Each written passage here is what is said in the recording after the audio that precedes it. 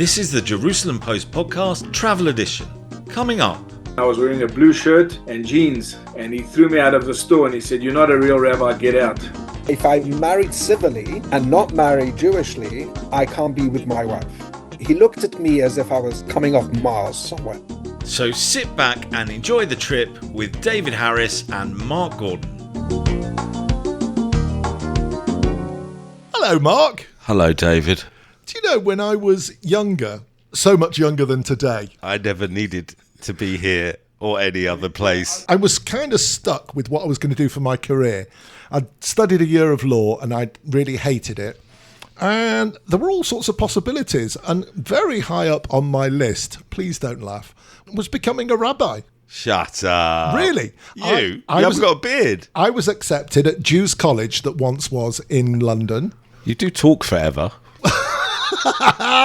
What do rabbis do? They wear a dress and a funny hat and they stand in front of lots of people on a Saturday for 15 minutes and talk to them. I think you're living in at least the 20th century, if not the 19th. But rabbis do so many things. I mean, we always assume that a rabbi is the guy in the synagogue or the woman in the synagogue, or perhaps it's somebody who approves food being kosher. Circumcision. Oh, but is that a rabbi? It can be. You don't have to be. No, but think about circumcision. You could either be a rabbi or have a steady hand. Which one are you going to take? There's a line. You're sitting with your friends going, think about circumcision. That's a career. Remind me, is this the Jerusalem Post podcast travel edition? Oh, yes. So let's talk about travel. We're doing a rabbis special this time. And you've heard from plenty of rabbis in our podcasts over the last 4 years, but they have predominantly been the rabbis of a community. We're going to present two very different types of rabbi in this podcast. Firstly, we're going to go all the way to Africa and talk to a traveling rabbi. And then we're going to find out what it's like to be a rabbi, and this is great for a travel podcast, in one of the world's busiest airports. But before all of that, it's time for a quick quiz question. And I will pose it this time as opposed to the expert Mark. So let's see if I can get it right. From the northern tip of South Africa to the southern tip, from the northern... I can't get it right. Keep that one in. We'll try again. From the northern tip of Africa to the southern tip of Africa is about 4,600 miles or 7,400 kilometres. But can you name the northernmost point and the southernmost point? The answer at the end of the podcast. You're listening to the Jerusalem Post podcast Travel Edition. We are in the beautiful Italian city of Napoli. We're in downtown Dubai. We are at the Mountain Dew Synagogue in Baku. We are in the magnificent city Krakow. The Jerusalem Post podcast Travel Edition brings you the joys of travel and tourism. So why not subscribe today wherever you get your podcasts? I've just got back from 2 trips in a week. I am so tired, David. I wonder what it would be like if you were constantly travelling. I do feel like I am, but I do get to stay at home occasionally in between. Can you imagine what it's like to be travelling all the time? I would love to. Why don't we meet a man who does? A rabbi who does. This is going to be a fascinating insight into a rabbi who he wears lots and lots of hats. He is the spiritual leader and CEO of the African Jewish Congress, and he's also the rabbi to South African country communities.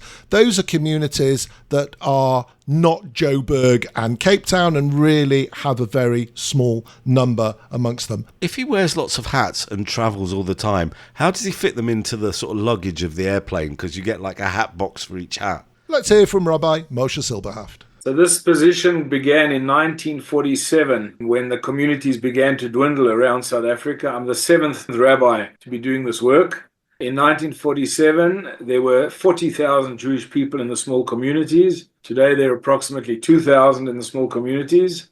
I've been doing this work for 31 years. I have a passion for it. I love it. I work for an organization now for the last 5 years called the Small Jewish Communities Association of South Africa, and they cover all our expenses. We continue our commitment to maintaining Jewish life in the small communities. What qualifications do you need in order to do this? First of all, you have to be ordained as a rabbi. Second of all, you have to be able to understand people in the wider communities. Most, I would say 75% are married out of the faith. You have to understand how to interact with people. In many towns, there aren't very many Jews left, and sometimes there aren't any Jews left at all, and there are only Jewish cemeteries. You have to interact with the local councils, the local municipalities, the local priests, the local churches, try and ask them to assist with the maintenance of the Jewish cemeteries, etc. Visit the local old age homes where Afrikaans people, which is predominantly the remnants of what was in South Africa, to try and get some history of what once was prominent in South African Jewish community towns. And the whole idea is to be able to interact with a wider community. That's really what the challenge is. Not to compromise your religion, obviously, but mainly to understand how to liaise with people in the wider community and let them feel comfortable with your interaction. I remember I once visited a gentleman in a town called Boerteville, and a Jewish gentleman, Mr. Cohen, and the first time I walked in, I was wearing a blue shirt and jeans. And he threw me out of the store and he said, "You're not a real rabbi, get out." And he said, No, a real rabbi comes into my shop with a white shirt, sweaty collar, black pants, and you're not a real rabbi. Look at you in jeans and a blue shirt. He says, "You can't be a real rabbi." We became great friends. And if he used to phone me and say, "You haven't visited me for the last 6 months. Where are you? Why haven't you visited me?" And our whole intention is not to make people religious, just to make them comfortable, to understand that there is a Jewish connection for them. Everybody has my phone number. We don't work through secretaries and offices. I have one cell phone number and everybody has it, from heads of state in Africa to everybody on the ground in South Africa. That's the connection we have. A lot of South Africans, the elderly people, their children have emigrated and they left behind. It comes the Chagim, etc., etc. They have requirements, matzah or whatever it is, Hanukkah candles. Comes a yahrzeit. They want to go visit the cemetery or they just want to check when is the yahrzeit. Jewish calendars, we print thousands of Jewish calendars. We send them right around the country. Everybody gets a calendar. For many people in the country, their Yiddishkeit is a Hanukkah candle and a Yahrzeit candle and a Jewish calendar. It's not all about the length of the kapota or the payot or the how much matzah and wine you're going to have on Pesach and the shmura matzah. For them, it's the Yahrzeit candle. It's Yom HaShoah, to remind them that this next Thursday, whatever it is when we remember the 6 million. For them, and that's what we're about. From everywhere you travel, whether it's countries around Africa or your favourite community within South Africa itself, let's pick 2 or 3 and talk about what they have to offer, perhaps for the Jewish traveller or just in general, why they are special places for you. So shoot with your first one. You have places like Oudtshoorn, for example, with the famous Oudtshoorn, the ostrich farm area. Goes back to 1905, which had over 600 Jewish families. It was the ostrich kingdom. It was known as Yerushalayim de Africa. Today, unfortunately, there are only 13 families left there, Jewish families. But for any tourist group to go there and to actually see the ostrich industry, which historically was controlled by the Jewish community, beautiful part of South Africa, part of the Garden Route. 2 hours from there is Plettenberg Bay, a very beautiful seaside town, which we built Bet Knesset there, vibrant Jewish community. A town called Uitenhage, which was about 6 hours drive away, closed. We used some of the money from there to fund the new Bet Knesset, vibrant Jewish community on the Garden Route. Pesach comes, December comes, there's over 1,000 Jews go there on vacation. Beautiful part of the country, beautiful vibe. Grahamstown is the place where Jews arrived right in the beginning in South Africa, even before Cape Town. They were the first town to have an established congregation, but actually as a Jewish presence was actually Grahamstown. And it has a very rich Jewish history. The first Jewish grave is in Grahamstown. There's the beautiful old synagogue. There's a Rhodes University, which had many, many Jewish professors, etc. And Graaff-Reinet, 2 hours north of Grahamstown, there's a monument to the Jewish peddlers, the Smos. I always say to people, try and understand and picture a Jew came to South Africa in 1900 or 1880, etc. Didn't know the language, didn't know the climate. Try and picture a Yid got off a ship in Algoa Bay or in Port Elizabeth with his 3-piece suit, came from Lithuania. Don't get cross with me, never seen a black man before, never heard Afrikaans before. He heard a bit of Dutch, but maybe a bit of German. And he had to make a living because he was running away from pogroms. And he heard that South Africa was the golden Medina. And they went to a small town and they went to a wholesaler, or maybe there was a Jewish businessman there already, gave the guy a donkey and a cart. And he said, right, here's some goods. Go from town to town and go and sell the goods. And they became peddlers. And they became known as smosa. And many of them, unfortunately, died along the way because they used to sleep under the cart in the middle of nowhere. There were no roads. There was nothing. There are over 4,000 Jewish graves in South Africa of Jewish peddlers, Jewish smos. The Afrikaans people found these dead Jews in the middle of the night, either a snake or a scorpion or a tiger, whatever, or killed them in the middle of the night. And they had the talis and tefillin or whatever it was. In the morning, the Afrikaans farmers came around, found the dead Jew, or they called the local Jews in the town and said, listen, one of your people are dead. They had almost no identification, or if they had a Lithuanian passport, but in those days there was no emails or whatever, so they just buried them in the Jewish cemetery. Graaff-Reinet, which is a very, very historic town, in 1987 we erected a monument to dedicate it to the smos, Jewish people that traveled throughout South Africa, and they not only sold their goods, but they spread the word and information about other Jewish communities. So they go from one town to the next and they say, oh, in the other town there's Mr. Levine and he's got a great business, or they've got a minyan and they've got a store. And so it would spread the word about other Jewish communities. And then eventually they'd come to a town and they'd see an opportunity and they'd establish themselves.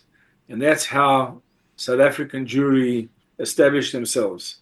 And all the little towns established themselves eventually to become a vibrant. And at one stage, there were more Jews in the small towns than there were in Cape Town and Johannesburg. And then slowly things changed. We've learned plenty about the smaller communities and traveling around South Africa.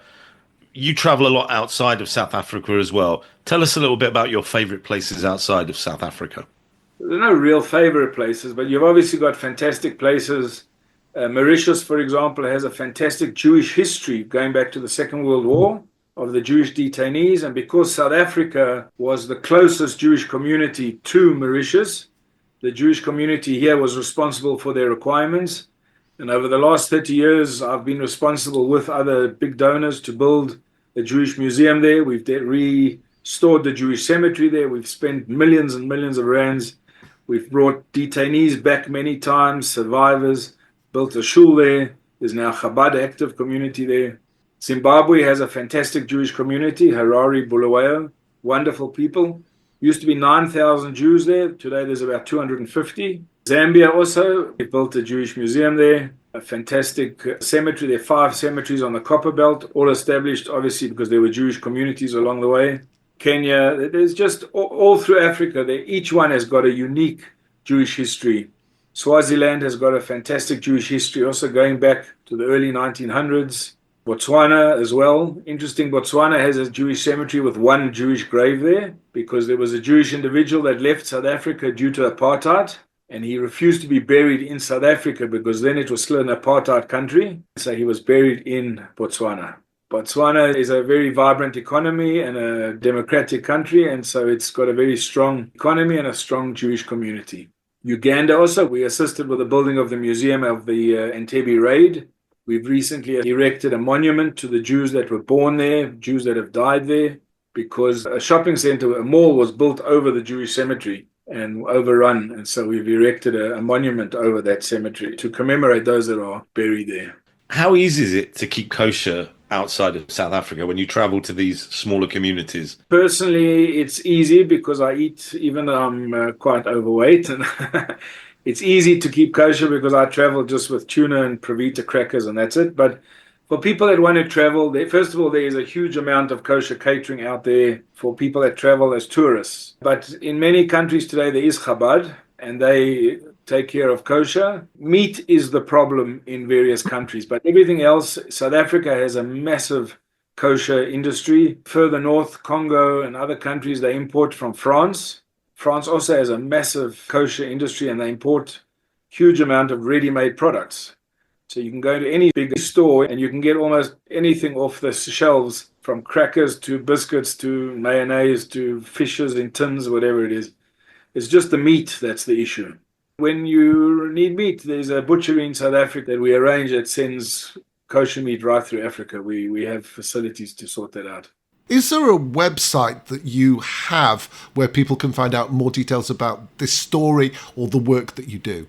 There's a website called the AfricanJewishCongress.org, but it hasn't been updated in about 10 years. We have a very active Facebook page. It's my name and then the Traveling Rabbi, and that's active almost every day. Rabbi Moshe Silberhaft, who is the rabbi to South African country communities, the spiritual leader and CEO of the African Jewish Congress, but more importantly, the Traveling Rabbi. Thank you very much indeed. Thank you very much.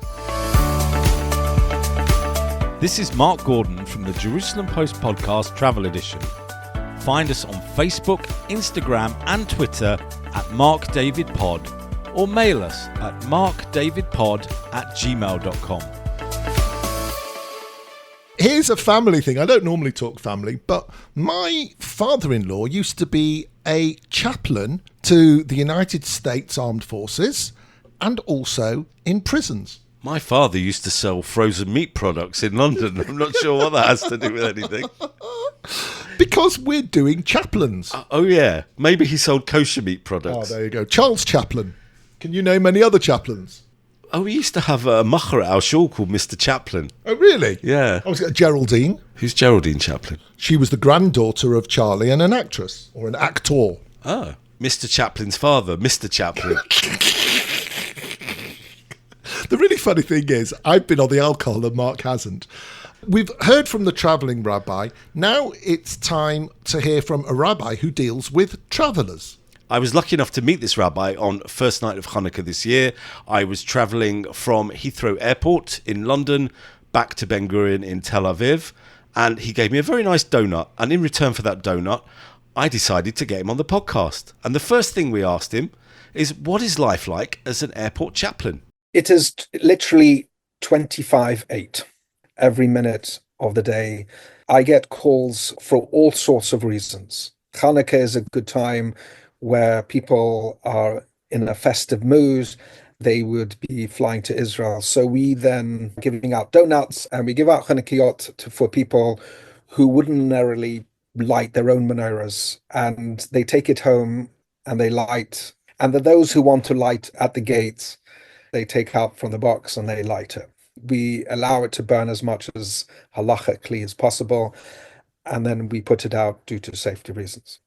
And sometimes there are groups that could fly to Israel and everyone starts singing Marisu in a big group. It's just beautiful to see and to be in at the time. So we've spoken about Hanukkah, but you've said it's 25/8, 380 days a year.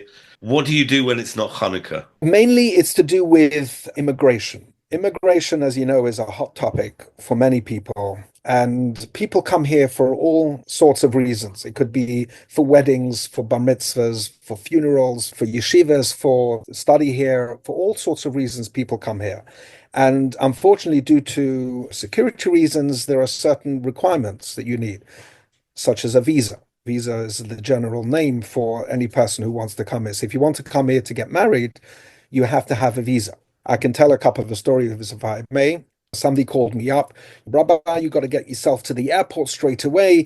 There is a chassan, a groom coming in to get married, and he's been held up by immigration. I said, okay, when is the wedding? So they told me this was Monday, and Tuesday night he's getting married. So I'll only try, no guarantee.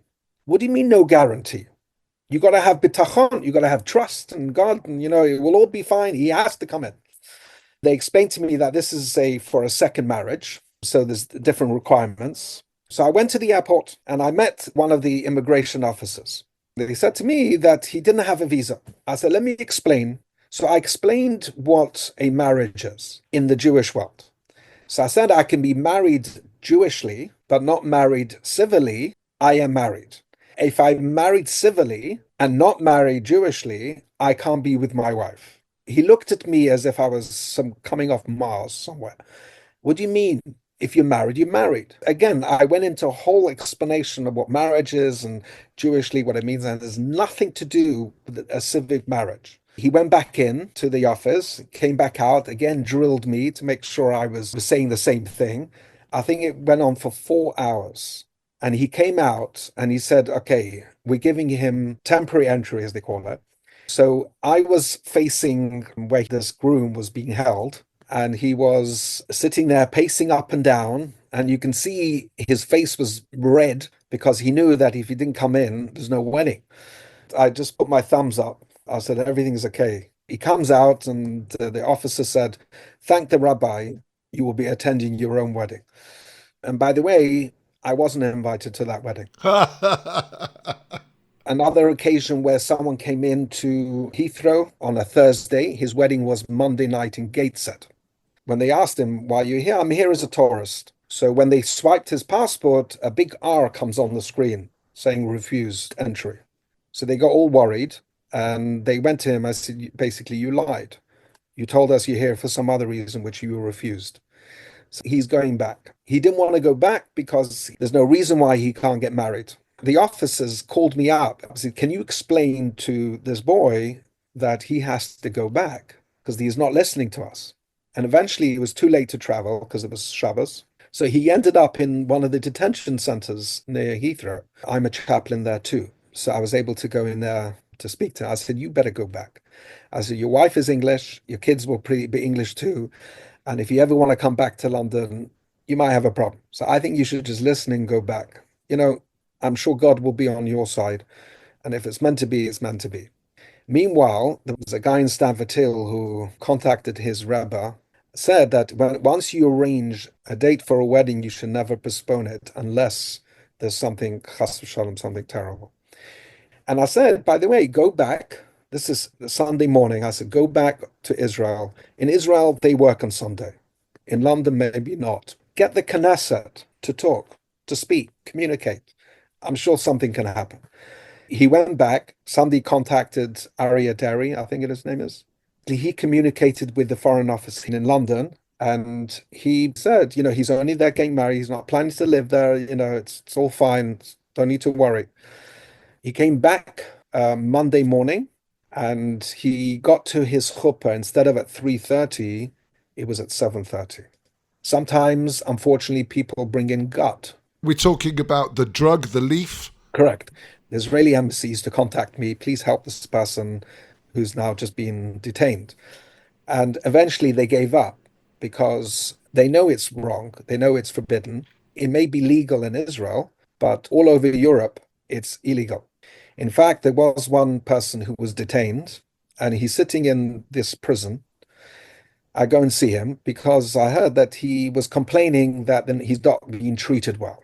And I know from facts, because I'm in there the whole time, they will go out their way to make sure that this person is dealt with properly and with respect. I mean, that's a given. But I'm not going to tell him that.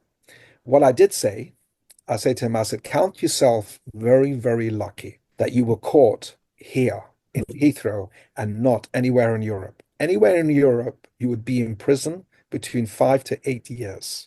In Heathrow, the kindness of Heathrow, or whatever it is, the immigration, they just send you back. So stick it out for a few days and you're back at home. Don't worry about it. London is a very multicultural society. You meet it the second you come into Heathrow Airport. How does the chaplaincy in the broadest picture deal with the whole issue of multi-faith work? Because presumably there are many other chaplains with larger communities than the Jewish community. When I first became the chaplain, one of the chaplains, who's no longer there, but he approached the chief rabbi, the then chief rabbi, Rabbi Sachs, who was coming in from Hong Kong, and actually approached him and said, Chief Rabbi, we're all represented here, all faiths, but yours isn't. So on his way home, he knew that I just moved to Ealing, became the rabbi of the Ealing synagogue, and he asked me, or told me, I think you should go and join the team. So that's how it all began. And I became part of this chaplaincy team where literally I think there's 26 of us. I'm the only Jewish one, and we work extremely well together. In the beginning, I felt it was like us and them. It was the Christian faith, and then there's the Jewish one and the Muslim and everything. But there was one chaplain there who actually tore down that barrier by creating a board of governors, or board of references, he calls it. And basically, we are a team. So we have a typical WhatsApp groups that we work together.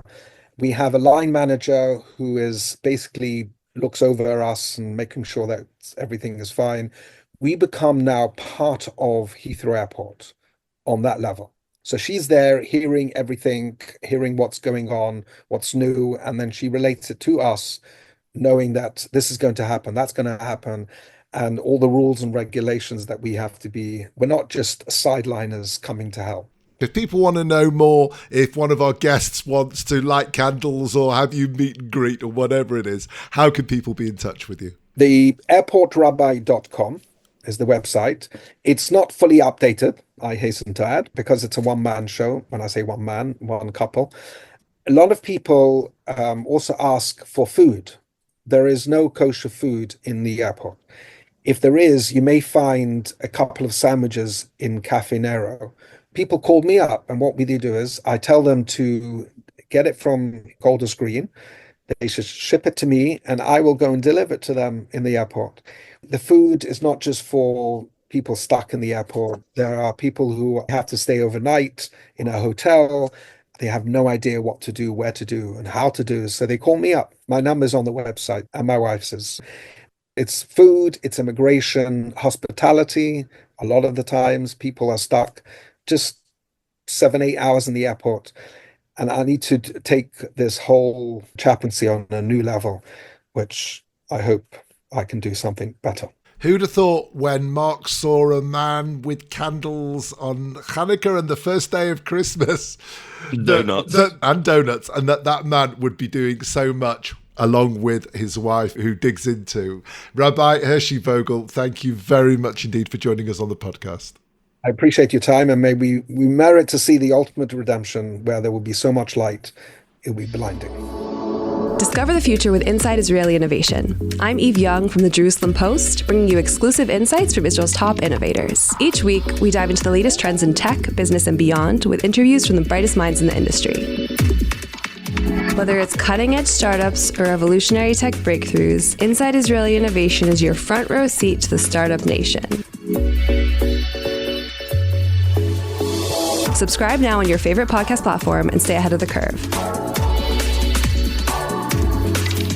Inside Israeli Innovation, where innovation meets inspiration.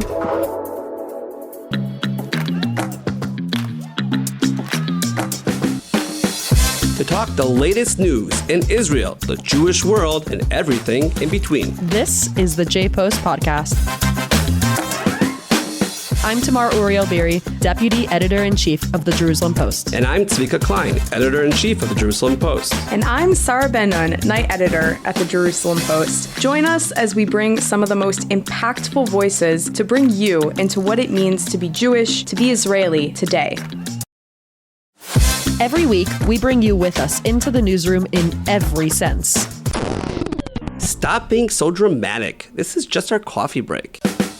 You can find us every Thursday on jpost.com, Apple Podcasts, Spotify, or wherever you get your podcasts. We'll see you there. Yalla, bye. We want to say a very big thank you to Rabbis Vogel and Silberhaft for helping to give us a better insight into what rabbis do when they're not speaking from the pulpit. If you want to write to us and ask any questions about our rabbis, you can write to us at markdavidpod@gmail.com or ask travel questions. We're not fussy. Just talk to us. At Mark David Pod is the place to find us across social media. Give us a 5-star rating, like, share, tell all your friends about us. The more people that share it, more trips we go on. And not that I'm being selfish, but the more trips we go on, the more entertainment you get. Oh, yeah, we're doing it for you. Shall we do the quiz question? Go for it. I managed to mess up the question the first time, so we'll see if I can get it right this time. The distance from the northernmost point in Africa to the southernmost point is 4,600 miles or 7,400 kilometers. But can you name the northernmost point and the southernmost point? Mark, about half an hour ago, I actually told you the answers. Do you remember? I knew that the south was Cape of something, but apparently it's not Cape of Good Hope or Cape Horn or whatever it is. It's apparently Cape Agulhas. Could that be a local name for what everybody calls Cape of Good Hope? I'll look it up in a minute while you're trying to get the northernmost one. And in the north, it's going to be... which bit sticks out the most? You've got Morocco, Algeria, Libya, Tunisia and Egypt. And the studio audience in the background is whispering Tunisia. I was trying to drag it out, but the studio audience Can you didn't pick remember up that the subtly. name of the place? I've been to Tunisia, you know. Yes, I think our audience knows as well. The answer is Al Girhan Point, next to Al Abiyad Point. Well read, David. Thank you very much indeed. Well, Cape Agulhas is 109 miles southeast of Cape Town, and its name is Portuguese for needles. Well, there you go. Time to say goodbye and shalom. Sei gesund!